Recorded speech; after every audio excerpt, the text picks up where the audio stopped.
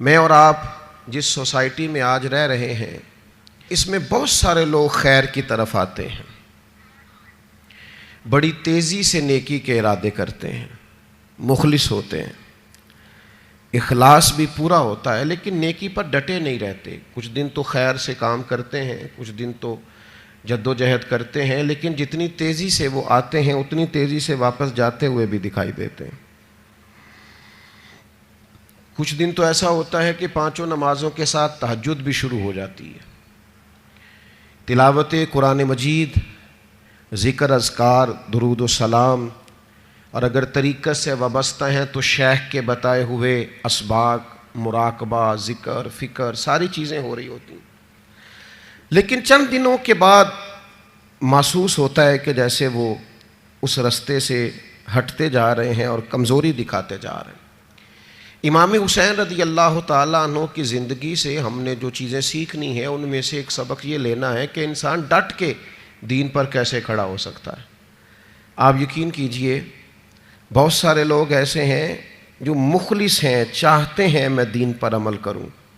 لیکن صرف اپنی برادری کا مقابلہ ہی نہیں کر پاتے،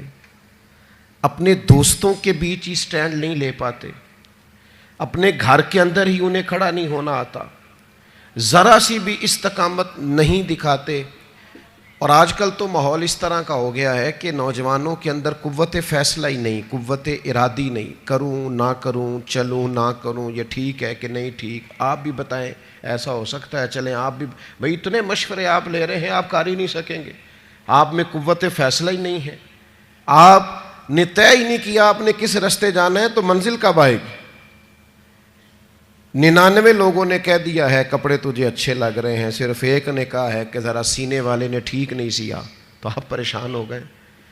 اتنی جلدی کمزور پڑ جانا، اتنی جلدی استقامت چھوڑ دینا۔ اور پھر ایک طبقہ ایسا بھی ہے جو بڑا باصلاحیت ہے، بڑی زبردست طاقت رکھتا ہے، کام کرنے کی ہمت رکھتا ہے، وسائل بھی ہیں، ذرائع بھی ہیں، سلیقہ بھی ہے، شعور بھی ہے، نہیں ہے تو استقامت نہیں ہے۔ چونکہ استقامت نہیں ہے تو ساری صلاحیتیں ہونے کے باوجود وہ لوگ کبھی کامیاب نہیں ہو سکتے، کیونکہ ان کے پاس استقامت ہی نہیں ہے۔ اللہ تعالیٰ نے قرآن مجید کے اندر اس بات کو بیان فرمایا ان الذین قالوا ربنا اللہ ثم استقاموا۔ یہ قرآن مجید کا ذرا انداز کریمانہ دیکھیے، فرمایا بے شک وہ لوگ جنہوں نے کہا اللہ ہمارا رب ہے، ثم استقاموا، پھر وہ ڈٹ گئے، جم گئے اس بات پر اللہ ہمارا رب ہے، پھر اس پہلو پر پورے طور پر وہ کھڑے ہو گئے، تو یا اللہ انہیں کیا ملے گا؟ فرمایا تتنزل علیہم الملائکہ، ہم ان کی مدد کے لیے فرشتوں کا نزول فرما دیں گے،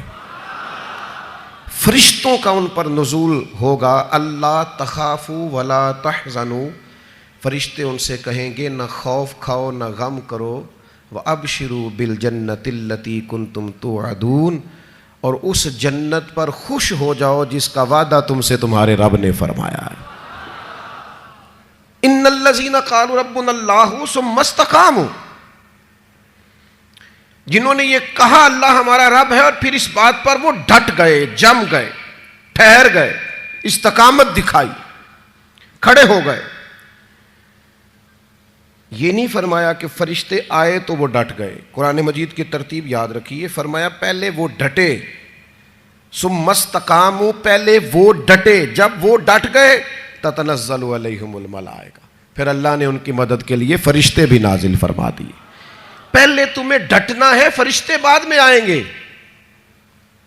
تمہیں ایک دفعہ ڈٹ کے دکھانا ہے کہ ہم ڈٹ گئے، ہم کھڑے ہو گئے،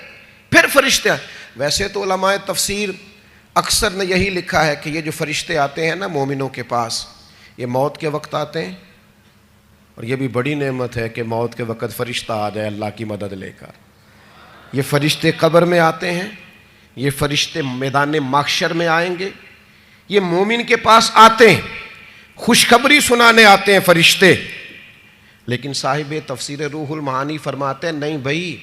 صرف قبر، حشر اور قیامت میں نہیں آتے، یہ زندگی میں بھی آتے ہیں۔ یہ مومنوں کے سینوں کو کشادہ کرنے آتے ہیں، انشراح صدر دینے آتے ہیں، انہیں تسلی دینے آتے ہیں۔ تم خیر کے کام پہ نکلے ہوئے ہو، اللہ تمہاری مدد کرے گا، ان کے سینوں کو ٹھنڈا کرنے آتے ہیں۔